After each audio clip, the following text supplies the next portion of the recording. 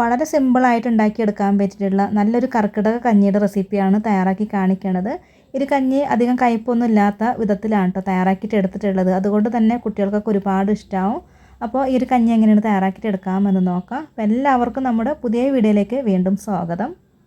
അപ്പോൾ ഈ ഒരു കഞ്ഞി ഉണ്ടാക്കിയെടുക്കാനായിട്ട് ഞാനിവിടെ 3/4 കപ്പോളം നവരരിയാണ് ഇട്ട് കൊടുക്കുന്നത് ഒരു ബൗളിലേക്ക്. അപ്പോൾ ഈ ഒരു കർക്കിടക കഞ്ഞിയിൽ ഒഴിച്ചു കൂടാനാവാത്ത ഒരു ഇൻഗ്രീഡിയൻസ് ആണ് കേട്ടോ ഈ ഒരു നവരരി. ഇനി വേറൊരു ബൗളെടുത്തതിന് ശേഷം 1/2 കപ്പ് ചെറുപയർ ഇട്ട് കൊടുക്കുന്നുണ്ട്. കൂടെ തന്നെ 1/4 കപ്പ് മുതിരയാണ് ചേർത്ത് കൊടുക്കുന്നത്. ഇനി 1 ടേബിൾ സ്പൂൺ അളവിൽ ബാർലി കൂടെ ചേർക്കുന്നുണ്ട്. ബാർലിയൊക്കെ കഴിക്കണതൊക്കെ നല്ലതാണ് കേട്ടോ. പിന്നെ ഒരു 1/2 ടീസ്പൂൺ ഉലുവ കൂടെ ചേർക്കുന്നുണ്ട്. ഉലുവ വളരെ കുറച്ച് മാത്രം ചേർത്ത് കൊടുക്കുന്നത് കുട്ടികളൊക്കെ കഴിക്കുന്നത് കൊണ്ടാണ് കേട്ടോ. അപ്പോൾ നിങ്ങൾക്ക് കൂടുതൽ വേണമെന്നുണ്ടെങ്കിൽ ഉലുവ ഒരു 1-2 ടേബിൾ സ്പൂണൊക്കെ ചേർത്ത് കൊടുക്കാം. ഇനി 1/2 ടീസ്പൂൺ ആശാളി കൂടെ ചേർക്കുന്നുണ്ട്. ഇതും കർക്കിടക കഞ്ഞിയിൽ ഒഴിച്ചു കൂടാനാവാത്ത ഒരു ഇൻഗ്രീഡിയൻസ് ആണ്. ഇനി ഇതൊന്ന് കഴുകിയെടുക്കാം. കുതിർക്കാനായിട്ടൊരു പാത്രത്തിലേക്ക് ഇട്ട് കൊടുക്കട്ടെ. എല്ലാം കഴുകി വൃത്തിയാക്കിയതിന് ശേഷം വേണം കുതിരാനായിട്ട് ഇട്ട് കൊടുക്കാനായിട്ട്. പിന്നെ നിങ്ങൾക്കിത് വേണമെങ്കിൽ ഒരുമിച്ചിട്ട് ആശാളി ഒഴികെ ബാക്കിയെല്ലാം ഒരുമിച്ചിട്ടൊക്കെ ഇട്ടിട്ടൊക്കെ കഴുകിയെടുക്കുകയൊക്കെ ചെയ്യാം കേട്ടോ. പിന്നെ ഇവിടെ കിട്ടുന്ന ചെറുപയറിലും മുതിരയിലൊക്കെ നന്നായിട്ട് അഴുക്കുണ്ടാവാറുണ്ട്. അപ്പോൾ അതുകൊണ്ട് ഞാനത് സെപ്പറേറ്റ് ആയിട്ട് ഇട്ടിട്ട് കഴുകിയെന്ന് മാത്രമാണ് കേട്ടോ. പിന്നെ ഇത് ആശാളിയും കഴുകിയെടുത്തിട്ടുണ്ട്. ആശാളി കഴുകുമ്പോൾ ഇതുപോലെ ഒരു അരിപ്പയിൽ ഇട്ടിട്ട് വേണം കേട്ടോ കഴുകിയെടുക്കാനായിട്ട്. അതല്ലെങ്കിൽ നമുക്കിത് കഴുകുമ്പോൾ എല്ലാതും പോകും കേട്ടോ. അത് ചെറിയൊരു സീഡല്ലേ, നമ്മൾ സബ്ജാ സീഡും അതുപോലെ തന്നെ ചിയാ സീഡൊക്കെ കുതിർത്താൽ എങ്ങനെ ഉണ്ടാകും ആ ഒരു പരുവത്തിലാണ് അത് ഉണ്ടാവുക. കഴുകിയെടുക്കുമ്പോൾ പെട്ടെന്ന് കഴുകിയിട്ട് ഇതുപോലെ വെള്ളത്തിലിട്ട് വെച്ചാൽ മതി.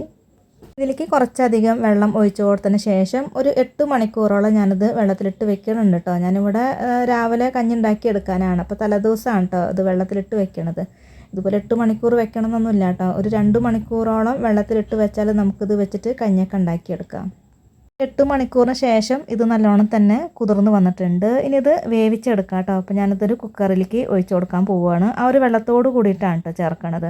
അപ്പോൾ നല്ല വെള്ളം വേണം ഒഴിച്ചു കൊടുക്കാനായിട്ട്. അങ്ങനെ ആകുമ്പോൾ പിന്നെ ആ ഒരു വെള്ളം കളയേണ്ട ആവശ്യമില്ല. അപ്പോൾ ഇത് മൊത്തത്തിൽ ഇതിലേക്ക് ചേർത്തതിന് ശേഷം പിന്നെ ഇതിലേക്ക് നമുക്ക് കുറച്ചും കൂടെ വെള്ളം ഒഴിച്ച് കൊടുക്കാം കേട്ടോ. വെള്ളം ഒഴിച്ചിട്ട് പിന്നെ പാകത്തിനുള്ള ഉപ്പും കൂടെ ചേർത്തതിന് ശേഷം കുക്കർ അടച്ചിട്ട് ഒരു 4-5 വിസിൽ വരുന്നത് വരയ്ക്ക് ഇതൊന്ന് വേവിച്ചെടുക്കുക. അപ്പോൾ നിങ്ങളുടെ കുക്കറിൽ എത്ര വിസിൽ വെച്ചാലാണത് വെന്ത് വരിക ആ ഒരു കണക്കിനനുസരിച്ചിട്ട് വെച്ചിട്ട് വേവിച്ചെടുത്താൽ മതി. നമ്മുടെ കഞ്ഞി ഇവിടെ തയ്യാറായിട്ടുണ്ട്. നന്നായിട്ട് തന്നെ വെന്ത് കിട്ടിയിട്ടുണ്ട് കേട്ടോ. പിന്നെ ഇതിലേക്ക് നിങ്ങൾക്ക് വേണമെങ്കിൽ നല്ലോണം ഒന്ന് ലൂസാക്കിയിട്ട് എടുക്കണമെന്നുണ്ടെങ്കിൽ ചൂടുവെള്ളമൊക്കെ ഒഴിച്ച് കൊടുക്കാം കേട്ടോ. വെള്ളം കുറവാണെങ്കിൽ മാത്രം ചൂടുവെള്ളമൊക്കെ ഒഴിച്ച് കൊടുത്ത് ലൂസാക്കിയിട്ട് എടുത്താൽ മതി. ഞാനിപ്പോൾ ഇതിലേക്ക് വെള്ളം ചേർക്കണില്ല കേട്ടോ. നന്നായിട്ട് തവി വെച്ചിട്ടൊന്ന് ഉടച്ചെടുത്ത് കഴിഞ്ഞാൽ നമ്മുടെ വളരെ ടേസ്റ്റും അതുപോലെ തന്നെ നല്ല ഹെൽത്തി ആയിട്ടുള്ള കഞ്ഞി ഇവിടെ തയ്യാറായി കഴിഞ്ഞു. ഇതിലേക്ക് അവസാനമായിട്ട് നിങ്ങൾക്ക് വേണമെങ്കിൽ കുറച്ച് തേങ്ങാപ്പാലോ അതല്ലെങ്കിൽ തേങ്ങ അരച്ച് ചേർത്ത് കൊടുക്കുക ചെയ്യാട്ടോ. ഞാനിപ്പോൾ തേങ്ങ ഒന്നും ചേർക്കാണ്ടാണ് കഞ്ഞി തയ്യാറാക്കിയിട്ട് എടുക്കുന്നത്.